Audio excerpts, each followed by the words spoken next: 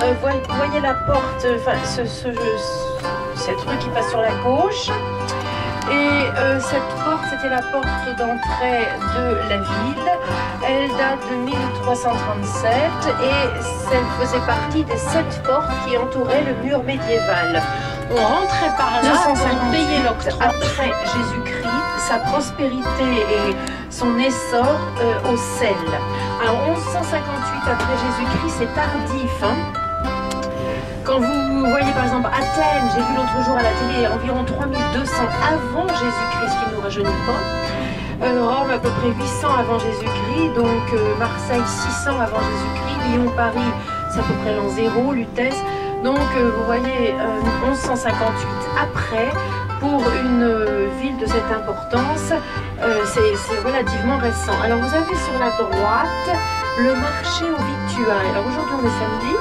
Et c'est un marché qui est ouvert tous les jours de gamme. Vous avez toutes sortes de saucissons italiens, de jambon espagnol, de vin français, de fromage français, de fruits exotiques. Regardez les fleurs, si c'est bien décoré.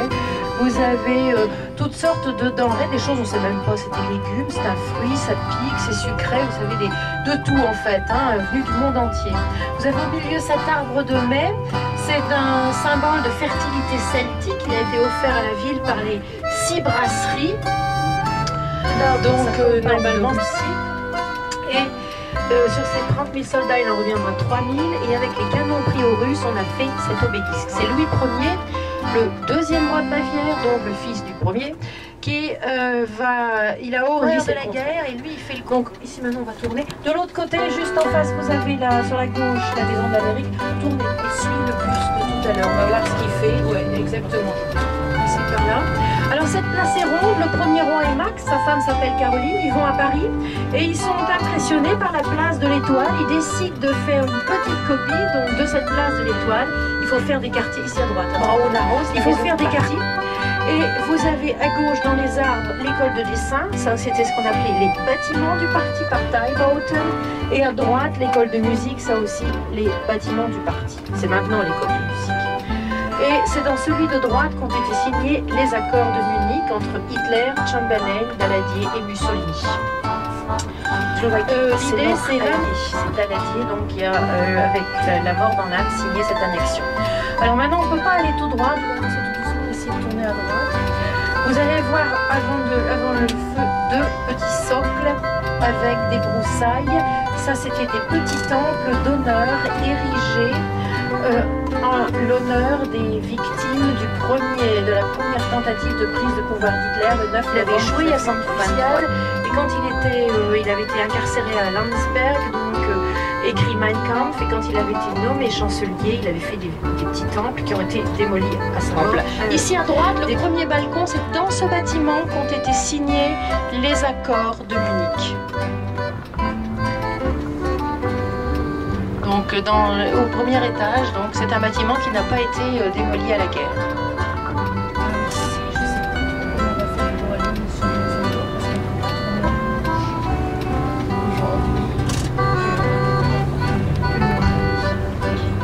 Alors attends, on va quand même tourner à droite ici pour montrer les villes à côté, comme ça on sera déjà. Alors Louis Ier monte sur le trône, je vous ai dit, donc en 1825, le deuxième roi de Bavière, à la mort de son père, il monte sur le trône et il veut faire Inakas, c'est le tableau en grec, donc il fait exposer dans ses musées de peinture tout ce qu'il a en sa possession, et en plus il achète des œuvres d'art qu'il va exposer dans ses musées. Il est sur la gauche. Bref, le musée a été très très endommagé à la guerre et on a décidé de le réparer en des téléphones portables. Entre parenthèses, je suis affolée à chaque fois que j'y vais, le nombre d'objets que j'ai, qui sont pièces de musée, vous savez, les tabourets des années 70 en plastique orange, des choses comme ça, mon téléphone d'ailleurs, enfin, c'est le XXe siècle. Et voilà cette pinacothèque, donc, il était mécène, il fréquentait énormément d'artistes, c'est-à-dire qu'il allait au bistrot avec eux, il sortait avec eux, c'était ses amis, et il avait fait un musée, c'était révolutionnaire à l'époque, l'idée c'était un peu comme Beaubourg, pour ses contemporains, il leur achetait les œuvres qu'il exposait dans la droite, dans le bâtiment de droite. Alors ici on essaie de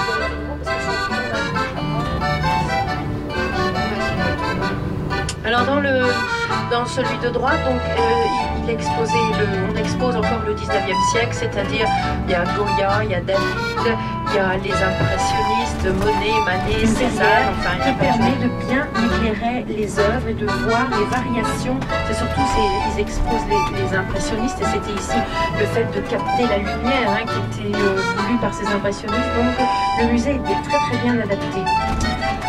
Alors, vous allez vous demander maintenant, on va passer dans des quartiers qui sont un petit peu moins intéressants. Alors ici, si vous tournez à gauche, vas-y, fais-le aussi. Eh bien ici, sur cette place royale, une fois par an, on donne donc un concert classique. Alors pourquoi des temples grecs et la copie de ces propylées d'Athènes? Eh bien, la propylée, c'était la porte d'entrée de l'acropole, parce qu'il y a un lien entre la Bavière et la Grèce. Louis, le roi, a plusieurs fils. Son deuxième fils, Othon, va devenir, par les hasards de la politique, roi de Grèce. La Grèce est occupée par les Turcs, et les Turcs sont extrêmement gênants pour les Français, pour les Anglais et pour les Russes en Méditerranée, donc les Grecs, ceux qui sont opprimés par les Turcs. Donc on met un roi neutre, et le choix va tomber sur Othon de Bavière. Comme le papa aime beaucoup la Grèce, il fait un bâtiment pour commémorer le lien qu'il y a entre la Bavière et la Grèce. Cette copie des propylées d'Athènes. Ici, on essaie d'aller sur la droite. Ici, on est toujours dans le Moyen Âge. Ici, on peut R qui s'écrit en Allemagne BAI-ERN. Il met un Y pour avoir une lettre grecque. Alors ici, nous allons changer de sujet. Nous arrivons, vous allez voir sur la droite. Alors je ne vais pas vous faire d'insulte de vous présenter Löwenbräu. C'est une grande brasserie munichoise. Il y a 6 grandes brasseries munichoises. Vous avez Augustina, vous avez Löwenbräu, vous avez Rakarpschor, Paulana et Franciscana. Donc ce sont ces 6 grandes brasseries. Vous avez ces drapeaux qui sont le drapeau bavarois. Moi qui suis de Lille, j'ai le même drapeau que vous en Normandie. Il n'y a ici pas du tout, depuis 1918, c'est le Freistaat Bayern, l'État libre de Bavière. Vous allez regarder vers la gauche et vous allez voir à gauche les chaudrons dans lesquels Bavière, nous on a le coq. Alors le duc, en se mariant avec Agnès, a pris ce blason, a dit tiens on va le garder pour la Bavière. Il aurait eu par exemple, je sais pas moi, un pou, une araignée, un ver de terre, elle l'aurait peut-être pas pris, il l'aurait pas pris, mais là un lion. Et alors il y a eu une parade des lions il y a 2-3 ans il y a maintenant déjà 5 ans pour l'occasion du mondial de football, et ils étaient vendus à des fins caritatives. Alors je voulais vous dire de tout ce qui était advenu, de tous les tableaux, de toutes les statues, de tous les objets qui sont entreposés dans les musées à l'époque de la guerre. C'est la grande bataille de tous les temps, 500 000 morts, donc des deux côtés. On n'a pas fait mieux depuis. Et tout le monde a un voisin, un ami, un fils, un neveu, un cousin, enfin tout le monde a quelqu'un qui est mort ou disparu. Les questions c'est du genre, vous voulez du pain? Oui. Vous voulez du beurre? Oui. Vous voulez de la confiture? Oui. Vous voulez la guerre totale? Oui. Alors là, à ce moment-là, Churchill dit bon bah s'ils veulent la guerre totale, ils vont l'avoir. Et les Alliés se réunissent à Casablanca, à côté des plages du débarquement.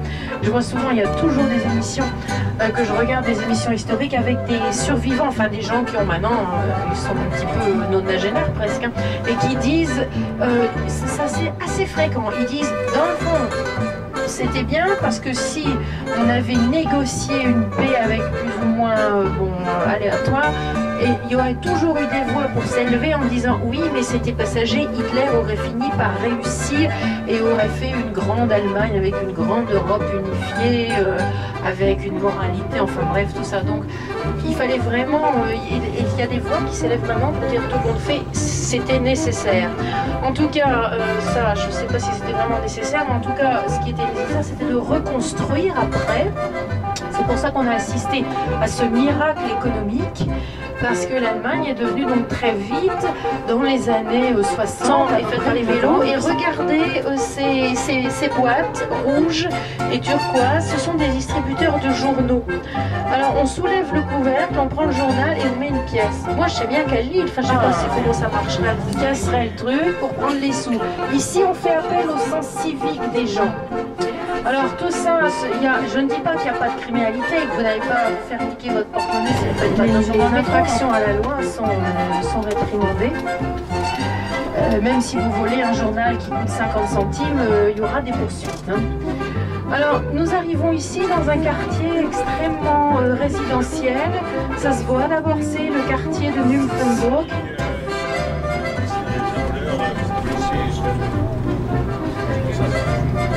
C'est un quartier qui est situé un petit peu à l'extérieur de la ville. Et c'est un quartier qui est habité évidemment par les gens qui ont un pouvoir d'achat assez élevé. Le mètre carré, pour parler gros sous, 8 000 €. C'est pas mal, hein. Pour le mètre carré, bon, ouais. T'en achètes pour 500, hein. Ben, ça dépend, hein. Alors, donc 8 000 € donc, du mètre carré, et vous allez voir, nous allons longer ce canal de Nymphenburg qui a été creusé au XVIIe siècle avec selon des savoir-faire d'ingénieurs français. Le canal n'est pas très profond, il a une trentaine de centimètres, ce qui fait que l'hiver il est gelé et les enfants peuvent patiner, les adultes jouent. Des problèmes majeurs de l'Allemagne, c'est évidemment le chômage, hein. Ils ont 7,6% de chômeurs, c'est moins que la France, mais c'est inférieur à la demande. L'offre est inférieure à la demande. On a reproché à Madame Merkel, il y a des articles dans la presse qui disent les 3 K, Küche, l'église,